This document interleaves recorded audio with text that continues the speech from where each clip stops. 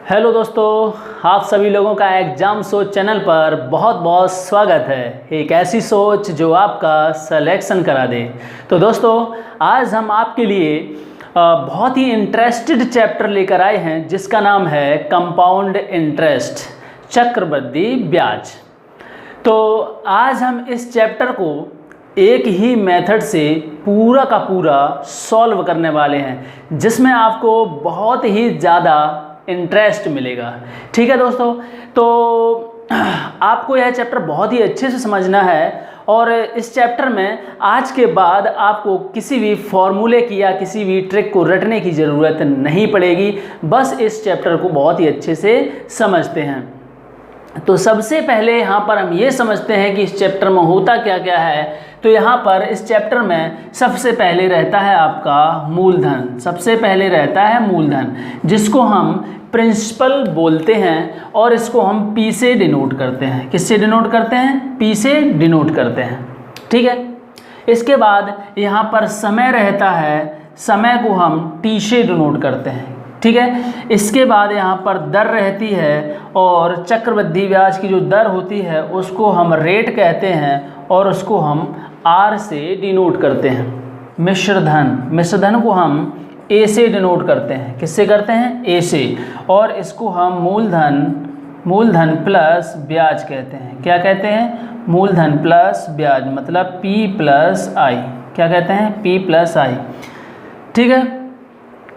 अब देखिए भाई, यहाँ पर क्या होता है, आपको मूलधन दिया जाएगा, समय दी जाएगी, रेट दी जाएगी, तो हो सकता है कि आपसे चक्रवृद्धि ब्याज पूछ लिया जाए। तो जब चक्रवृद्धि ब्याज पूछा जाएगा तो चक्रवृद्धि ब्याज क्या होता है? चक्रवृद्धि ब्याज क्या होता है भाई? चक्रवृद्धि ब्याज को हम किससे डिनोट करते हैं? कंपाउंड इंटरेस्ट, CI से डिनोट करते हैं।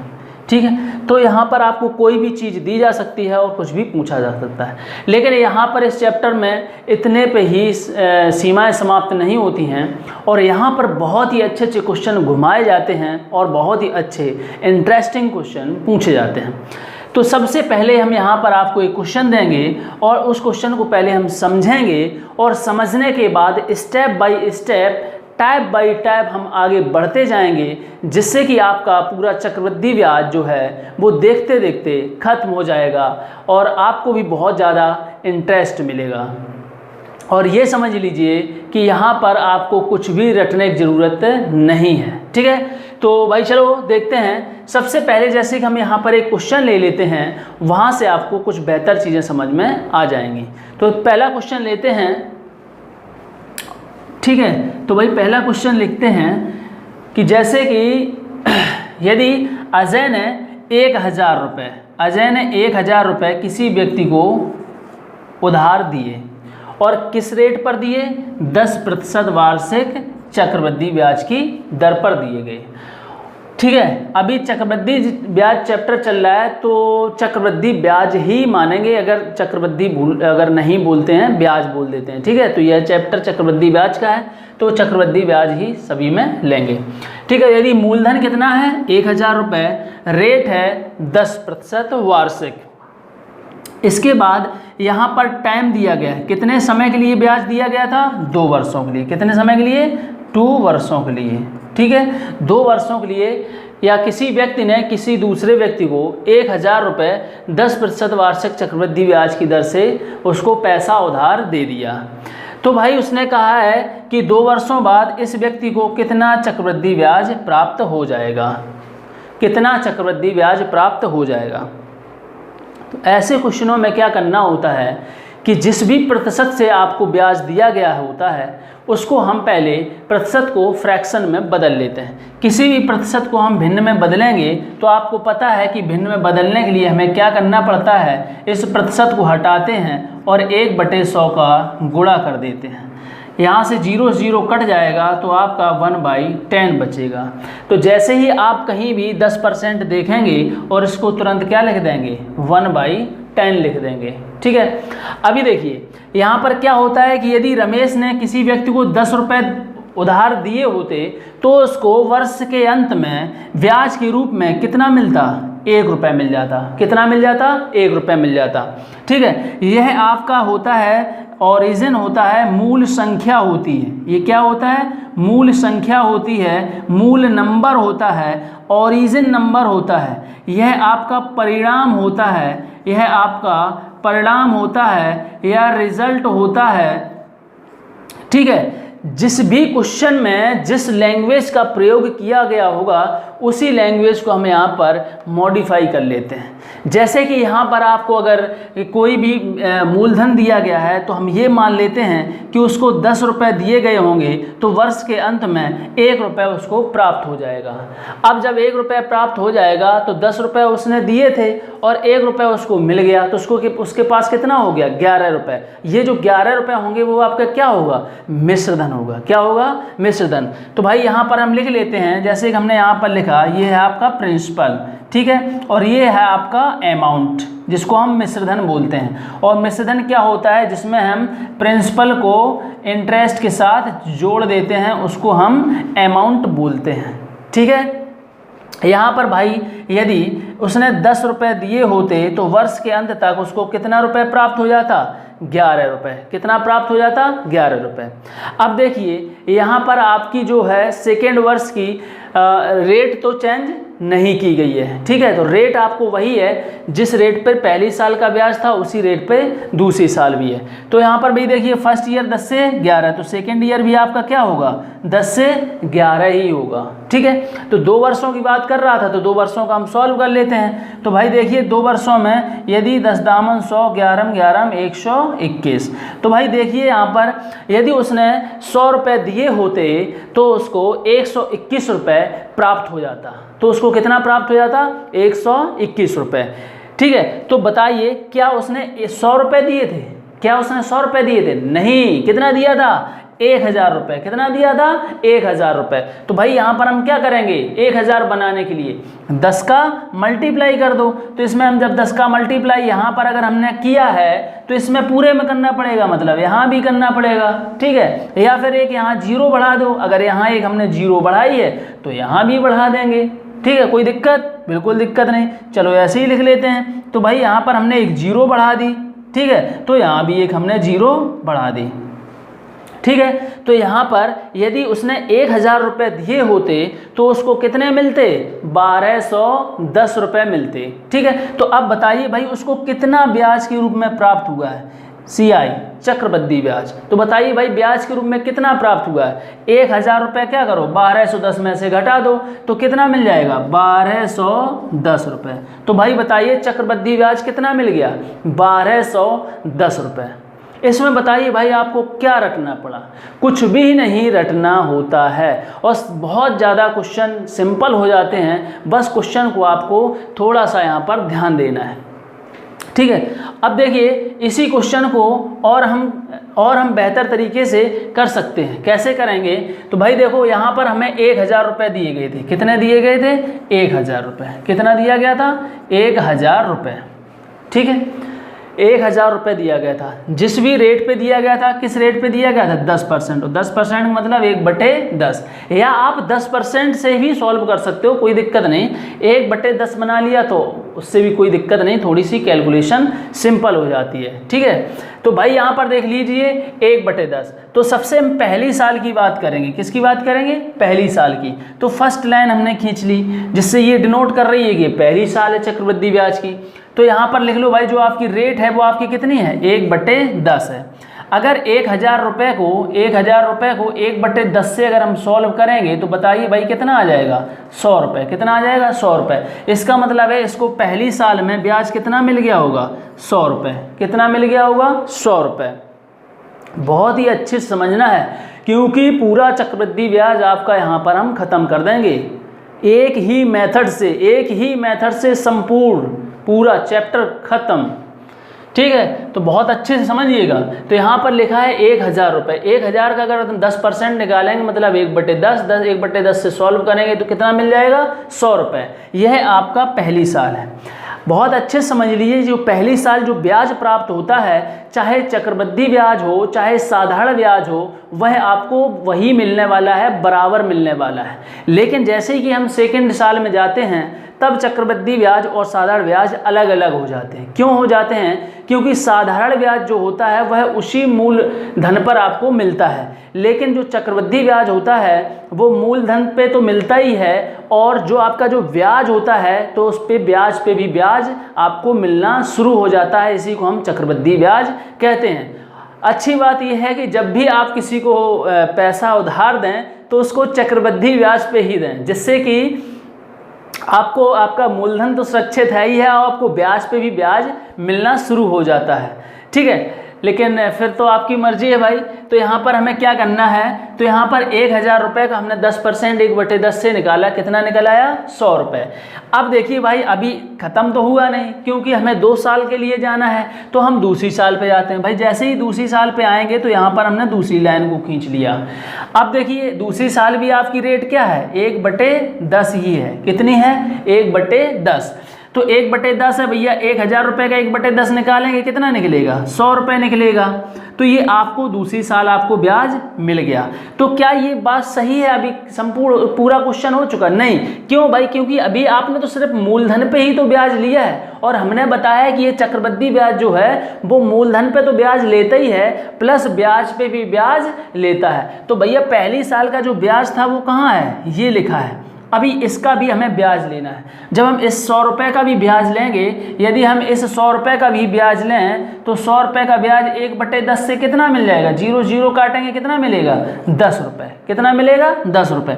तो इस 100 रुपये का भी अगर हम ब्याज लें तो यहाँ पर हम कितना लिख लेंगे? 10 रुपये। अब ये कहो तुमने यहाँ क्यों लिख लिया? इधर उधर उधर उधर कहीं और लिख देते भाई। यही तो क्वेश्चन को आपको समझना है। समझना ये है कि ये जो हमने पहला ब्रैकेट यहाँ पर बना दिया, ये आपको फर्स्ट ईयर को डिनोट कर रहा है। किसको कर रहा है? फर्स्ट ईयर को। किसको कर रहा है? फर्स्ट ईयर को।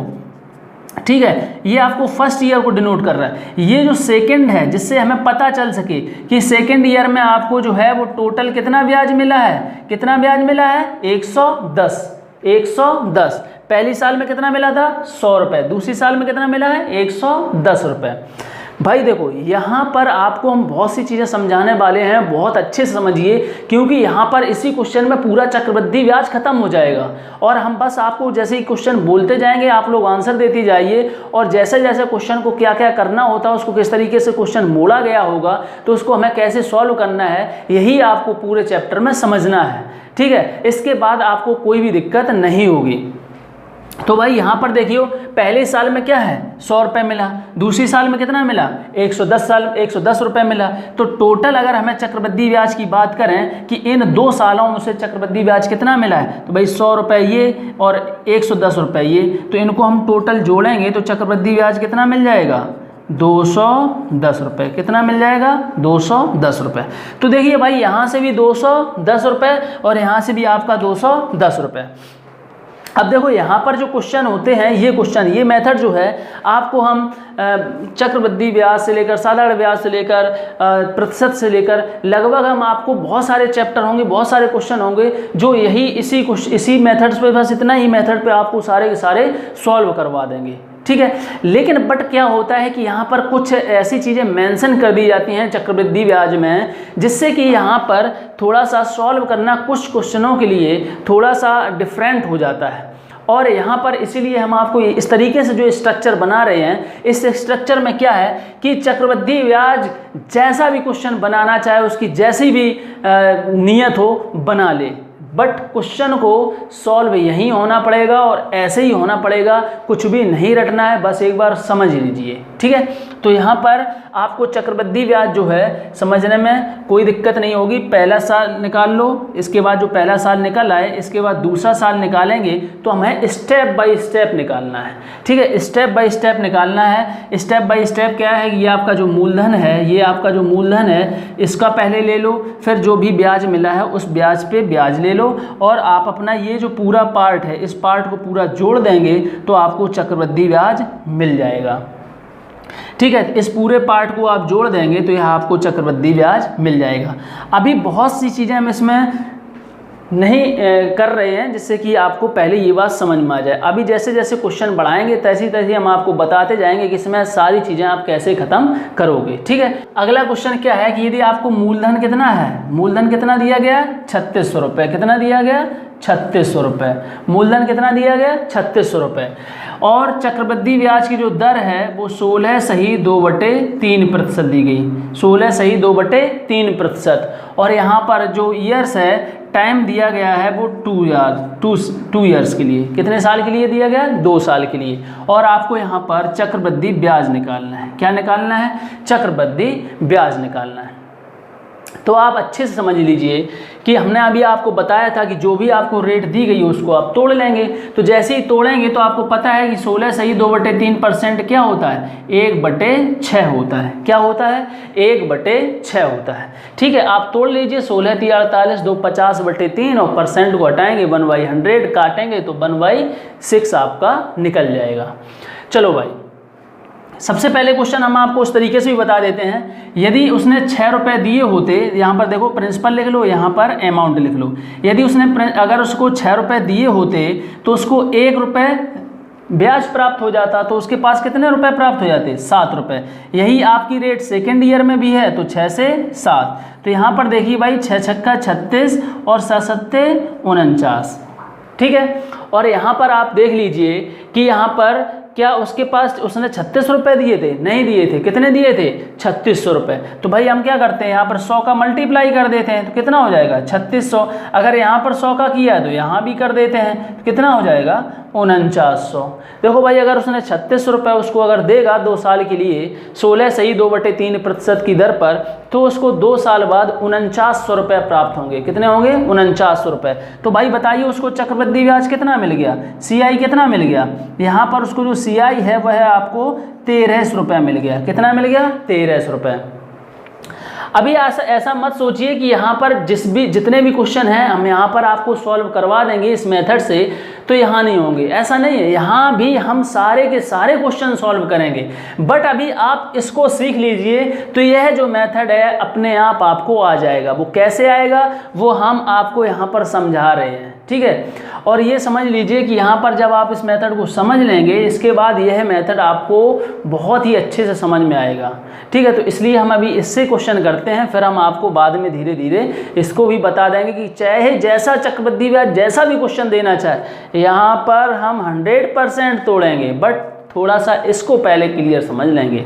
ठीक है, क्योंकि चीज़ें यहाँ पर स्टेप बाय स्टेप लिख जाएंगी, जिससे कि आपको यहाँ पर अच्छे से समझ में आ जाएंगी। तो भाई लिखिए भाई, 16/2/3% का मतलब क्या होता है? 1/6 होता है। तो पहली साल लो भैया, पहली साल होगी, तो पहली साल का जो रेट है वो कितना है? 1/6। तो 3600 का भैया 1/6 निकाल लो, जिसको भी दिक्कत हो निकाल लेना। 3600 गुणा 1/6, 6 से काटेंगे 600, तो कितना निकल आया? 600 रुपये। तो भैया पहली साल का जो ब्याज है वो आपको कितना मिल गया? 600 रुपये। कंप्लीट बात होगी, पहली साल आपकी कंप्लीट हो गई।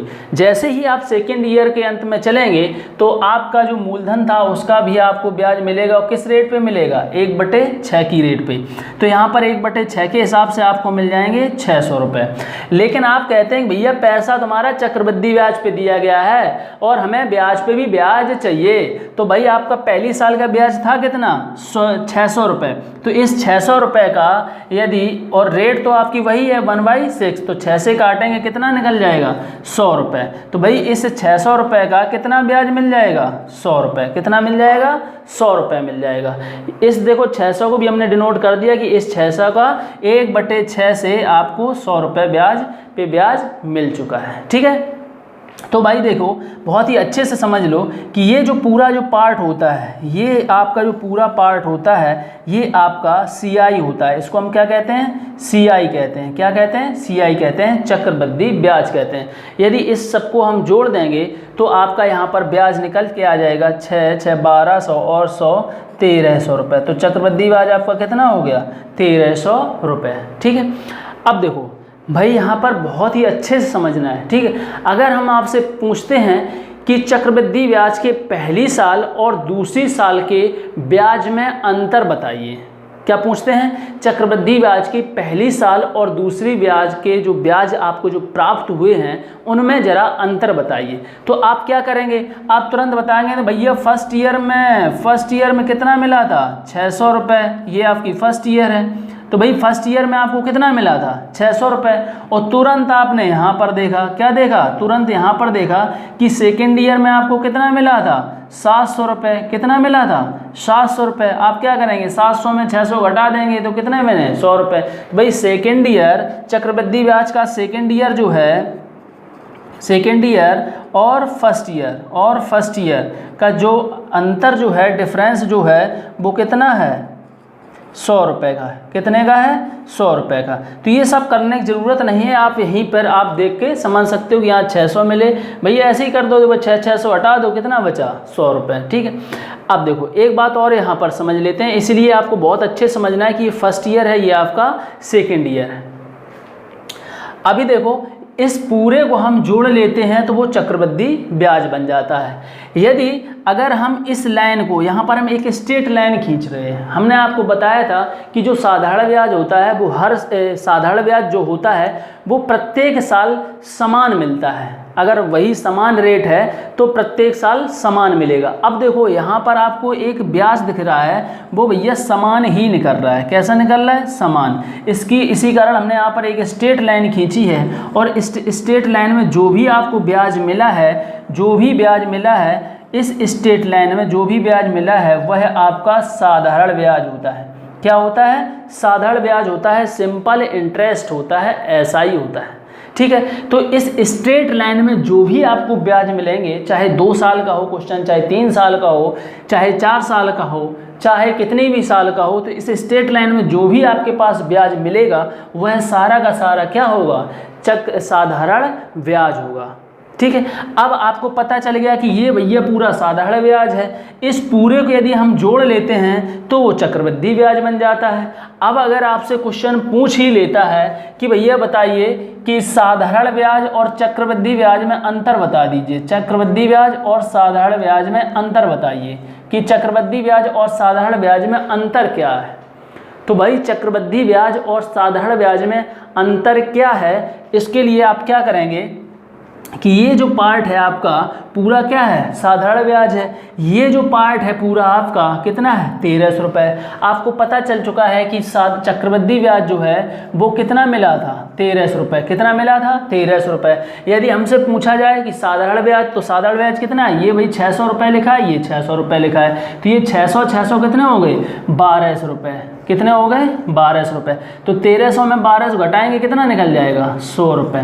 कितना निकल जाएगा 100 रुपये। तो ये आपका चक्रवृद्धि ब्याज और साधारण ब्याज का अंतर आपको मिल जाएगा। चक्रवृद्धि ब्याज और साधारण ब्याज के बीच में जो अंतर है वह आपको मिल जाएगा 2 वर्षों में। तो यहाँ पर ये भी क्वेश्चन पूछता है कि यहाँ पर 2 वर्षों के लिए चक्रवृद्धि ब्याज और साधारण ब्याज में अंतर बताएं। ठीक है। तो यहाँ पर अभी देखिए जैसे जैसे हम क्वेश्चन को लिखते जाएंगे, आगे बढ़ाते जाएंगे, वैसे ही आपको जितने भी प्रकार के क्वेश्चन आपके बन सकते हैं वो सभी बनाएंगे और सभी क्वेश्चन यहाँ पर हम सॉल्व करेंगे। इसके लिए आपको ये बहुत ही अच्छे से समझ लेना है कि कौन सी चीज़ कहाँ से कैसे निकाली गई है और किस चीज़ को हम क्या बोलते हैं, ये बिल्कुल आप अपने दिमाग में बिठा लीजिए। ठीक है। अगर कहीं भी वीडियो अगर आपको थोड़ा सा समझ में नहीं आता है क्वेश्चन, तो ज़रूर उसको बार बार देखिए और आपको इतना इंटरेस्ट मिलने वाला है कि जितना इस कंपाउंड इंटरेस्ट को इंटरेस्ट नहीं मिलेगा। ठीक है। बहुत ही अच्छे से अच्छे आपको इंटरेस्ट मिलेंगे इस चैप्टर में। जैसे कि यदि आपको मूलधन दिया गया है, मूलधन आपको दिया गया है 5120 रुपये। कितना दिया गया है 5120 रुपये। और जो चक्रवृद्धि ब्याज की जो दर है वो आपको दी गई है 12.5%। ठीक है। और आपका जो टाइम है, टाइम आपका है 2 ईयर्स का। कितने का 2 ईयर्स का। तो आपसे देखो पूछा जा रहा है तो फाइंड करिए, क्या क्या फाइंड करना है। चलो देखो चक्रवृद्धि ब्याज बताइए, क्या बताइए, चक्रवृद्धि ब्याज बताइए। इसके बाद आपको बताना है फर्स्ट ईयर और सेकेंड ईयर और फर्स्ट ईयर, सेकेंड ईयर और फर्स्ट ईयर के जो सीआई का अंतर बताइए। किसका अंतर बताइए, सीआई का डिफरेंस बताइए। ठीक है। सीआई का डिफरेंस बताना है। सेकेंड ईयर और फर्स्ट ईयर का जो सीआई होगा उनका डिफरेंस बताना है।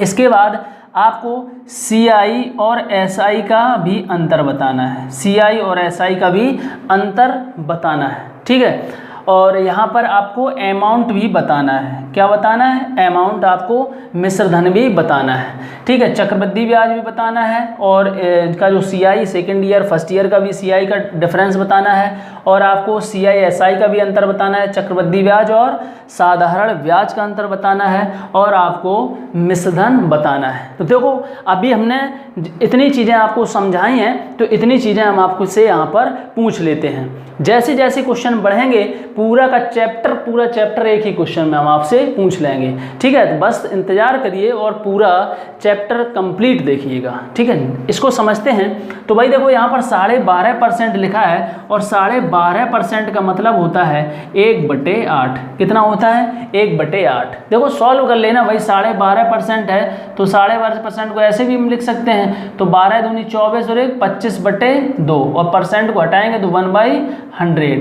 25 से काटेंगे तो 25 चौको 100 और क्या हो जाएगा 1/4 दूनी 8, ठीक है। चलो भाई 2 साल की बात कर रहा है तो 2 साल के लिए यहाँ पर हम फर्स्ट लाइन खींचते हैं जिससे डिनोट हो रहा है ये हमारी पहली साल है, फर्स्ट ईयर है। यहाँ पर जो रेट की जो है वो कितना है रेट? 1/8। तो 1/8 से भाई सॉल्व करते हैं। तो जैसे ही 1/8 से सॉल्व करेंगे यहाँ पर देखो भाई काटिए तो 8 से काटेंगे ये तो 8 छंग 48, 48 3 और 8 चौको 32 और 0, ठीक है। इसके बाद ये आपकी फर्स्ट ईयर जो है वो है आपकी कंप्लीट हो गई। जैसे ही आप सेकेंड ईयर पे पहुंचेंगे, सेकेंड ईयर पे आपको पता है कि पहले मूलधन जो आपका था उस पर आप ब्याज ले लो भाई, इस पे ब्याज लेंगे तो आपको पता है अभी आपने यहाँ पर इसको काटा ही है तो यहाँ भी काटेंगे तो आपको क्या मिलने वाला है? 640 ही मिलने वाला है। बहुत ही अच्छे क्वेश्चन होते हैं और सेकंडों में आंसर आते हैं, ठीक है। अब देखो आपको पता चल गया कि अभी आपने सिर्फ मूलधन का ब्याज लिया है, जबकि चक्रवृद्धि ब्याज में क्या होता है? ब्याज पे भी ब्याज आपको मिलता है। तो भाई इसका भी यहाँ पर लिख लो, इस 640 का। तो भाई 640 का हम काटेंगे तो 8 × 8 64 कितना मिल जाएगा? 80 रुपये। कितना मिल जाएगा? 80 रुपये। तो जैसे ही भाई 80 रुपये मिला आपको पता चल गया कि ये जो साल है ये आपकी क्या है? फर्स्ट ईयर है। ये जो साल है आपकी सेकेंड ईयर है। ये जो है स्टेट वाला लाइन आपका SI है। ये अगर हम पूरा ऐड कर लेंगे तो आपका क्या बन जाएगा? चक्रवृद्धि ब्याज CI बन जाएगा। चलो भाई सबसे पहले यही कर लेते हैं। तो भाई इसको सबको हम नंबर वाइज से ऐड कर लेंगे और सभी चीज़ों को हम यहाँ पर बता देंगे। तो यहाँ पर भाई ऐड करिए तो यहाँ पर देखो 640 1280 और 8 1360 रुपये। कितना हो गया? 1360 रुपये। तो ये है आपका क्या निकल आया? चक्रवृद्धि ब्याज, क्योंकि हमने इस पूरे पार्ट को जोड़ दिया, इस पूरे पार्ट को हमने जोड़ दिया। तो ये आपका क्या हो गया? चक्रवृद्धि ब्याज हो गया। क्या हो गया? चक्रवृद्धि ब्याज। अभी देखियो हमने आगे नेक्स्ट कहा है, नेक्स्ट बताया कि सेकेंड ईयर और फर्स्ट ईयर के जो चक्रवृद्धि ब्याज मिले हैं उनका अंतर बता दीजिए। तो भाई फर्स्ट ईयर का चक्रवृद्धि ब्याज 640 मिला था और सेकेंड ईयर में यह मिला है। तो ये 640 से 640 घट जाएगा, कितना बचेगा? 80 रुपये। कितना बचेगा? 80 रुपये। तो यहाँ पर ये जो है आपका आंसर आ जाएगा 80 रुपये। लेकिन अभी ये मत समझिए कि CI SI का जो हम अंतर निकालेंगे तो CI SI इस स्टेट लाइन का आपका क्या है? SI है। ये वाला जो पार्ट है ये आपका क्या है? SI है। इसको हम अगर हम जोड़ेंगे और जोड़ने के बाद हम इसको जब हम घटाएंगे तो आपका क्या निकल जाएगा? 80 रुपये। कितना निकल जाएगा? 80 रुपये, ठीक है। कितना निकलेगा? 80 रुपये। तो ये मत समझिएगा कि ये 80 हमेशा सेम निकलेंगे, नहीं। ये अभी हम क्वेश्चन पे क्वेश्चन जब हम बनाएंगे तो ये सब आंसर बदलेंगे, ठीक है। तो भाई एक चीज़ और समझ लीजिए कि आप इसको पहले SI को जोड़ें और पूरे चक्रवृद्धि ब्याज को जोड़ें, फिर इसके बाद हम यहाँ पर चक्रवृद्धि ब्याज और SI रखने के बाद उसको हम घटाएं और घटाने के बाद उसका हम आंसर बताएं। इसके लिए हम क्या करते हैं, सबसे पहले आप समझ लीजिए ना तो आपको जोड़ना है ना ही घटाना है।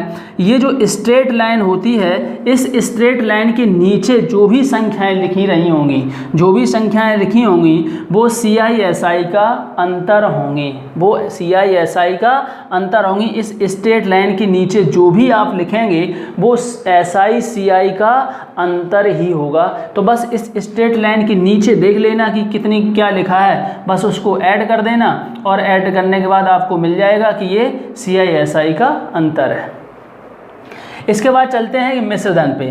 जैसे भाई मिश्रधन पे आते हैं और आपको पता है कि जो मिश्रधन है इसका जो मूलधन रहा होगा और इसका जो ब्याज रहा होगा उसको हम जोड़ लेंगे। जैसे कि यहाँ पर 5120 रुपये आपको क्या है, आपने मूलधन उसको दिया था और 1360 रुपये आपको क्या मिला है, ब्याज मिला है। तो इसको भाई ऐड कर लो, 0, 8, 4 और 6, तो 6480 रुपये यह आपका मिश्रधन हो जाएगा। ठीक है, इसी प्रकार से इसमें आप बहुत सारे क्वेश्चन, तरह तरह के जो भी क्वेश्चन पूछे जाएंगे वो सभी क्वेश्चन आप इसमें सॉल्व कर पाएंगे। ठीक है, चलो भाई नेक्स्ट क्वेश्चन देखते हैं। पर यदि आपको 1470 रुपये, यदि किसी को 1470 रुपये 2 वर्षों के लिए उधार दिए जाते हैं, 2 वर्षों के लिए उधार दिए जाते हैं, यदि जो ब्याज की दर है वह 14.2/7% रही हो, तो आपको चक्रवृद्धि ब्याज साधारण ब्याज में अंतर बताइए। 2 वर्षों के CI और SI का अंतर बताएं। CI और SI का अंतर बताएं। 2 वर्षों के CI और SI का अंतर बताएं। तो भाई बताइएगा। तो देखो भाई कैसे निकालेंगे कि यहाँ पर 14.2/7% लिखा है, इसका मतलब होता है 1/7, और आप क्वेश्चन करते करते ये सभी आपको रट जाने हैं। ठीक है, चलो भाई 2 वर्षों के लिए है तो सबसे पहली साल हम यहाँ पे निकालेंगे 1/7 से, तो 7 से काटेंगे तो 7 दूनी 14 और 7 एकम 7 और 1 0, तो यहाँ पर 210 रुपये आपको पहली साल ब्याज मिल जाएगा। दूसरी साल हम जब चलेंगे तो इस मूलधन का 1/7 से लेंगे, क्योंकि रेट वही है, रेट अभी हमने बदली नहीं है। ठीक है, अब बदलेंगे अन्य क्वेश्चन, अभी बहुत से क्वेश्चन आपको धीरे धीरे समझाएंगे जिसमें आपको एक एक चीज़ क्लियर हो जाएगी। तो यहाँ पर 1/7 से निकालेंगे तो आपको पता ही है कि अभी अब यहाँ कैलकुलेशन की तो यहाँ पे भी वही आने वाली है 210 रुपये। अभी तो पहले मूलधन का भी लिया है दूसरी साल में, लेकिन पहली साल में जो आपको ब्याज मिला उस ब्याज का भी तो ब्याज आपको लेना है, तो इसका भी 1/7 से लेंगे, तो इसका 210 को काटेंगे तो कितना निकलेगा, 30 रुपये। कितना निकल जाएगा, 30 रुपये। अब देखिए यहाँ पर हमें साधारण ब्याज, चक्रवृद्धि ब्याज और साधारण ब्याज में अंतर पूछा गया, और आपको पता है कि इस स्ट्रेट लाइन के नीचे जो भी संख्याएं लिखी होंगी, इस स्ट्रेट लाइन के नीचे जो भी संख्या लिखी होगी वह आपकी CI/SI का अंतर होगी। CI/SI का क्या होगी, अंतर होगी। तो इसका आंसर कितना आ जाएगा, 30 रुपये। चलो भाई इसमें नेक्स्ट चीज़ हम आपसे और भी पूछते हैं, जैसे ही पूछते हैं तुरंत आंसर दीजिएगा। चलो बताइए भाई, मिश्रधन बताइए, मिश्रधन कितना होगा, मिश्रधन कितना होगा। आपको पता है कि 1470 रुपये ये रहे, कितने रहे, 1470 रुपये, और चक्रवृद्धि ब्याज, तो चक्रवृद्धि ब्याज आपको कितना मिला है। चलो भाई यहाँ पर चक्रवृद्धि ब्याज भी पूछ लेते हैं, यहाँ पर चक्रवृद्धि ब्याज भी लिख लो। चलो बताइए चक्रवृद्धि ब्याज कितना मिला। तो भाई 210 कितने हो गए, 420 और 30, 450 रुपये। कितना मिल गया, 450 रुपये। तो जैसे ही हम इस पूरे पार्ट को जोड़ लेते हैं वह आपका CI बन जाता है। क्या बन जाता है, CI, और CI कितना हो गया, 450। ठीक है, तो आपको मूलधन 1470 और चक्रवृद्धि ब्याज 450, तो इसको ऐड कर देंगे तो आपको पता है कितना, 1920। तो आपका जो मूलधन होगा वह कितना, मिश्रधन जो होगा, मिश्रधन आपका जो मिश्रधन जो होगा वह कितना मिल जाएगा, 1920 रुपये।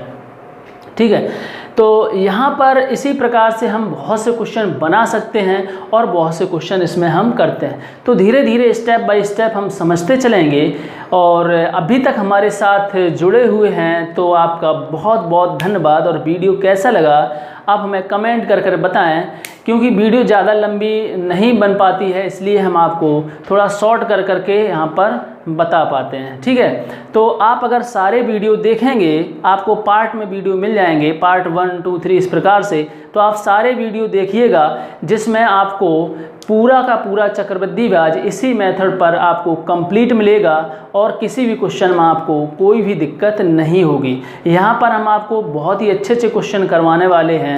इस कंप्लीट चैप्टर करने के बाद, इसके बाद आप किसी भी प्रकाशन की कोई भी बुक उठाइएगा जिसमें किसी भी क्वेश्चन में यदि आपको दिक्कत है, कहीं से भी आप क्वेश्चन लाइएगा। यदि आपको चक्रवृद्धि ब्याज के क्वेश्चन में आपको दिक्कत है तो आप हमसे ज़रूर क्वेश्चन पूछ सकते हैं, और आपका सॉल्यूशन विद रिकॉर्डेड आपको मिलेगा। ठीक है, तो अभी तक वीडियो देखने के लिए बहुत बहुत धन्यवाद।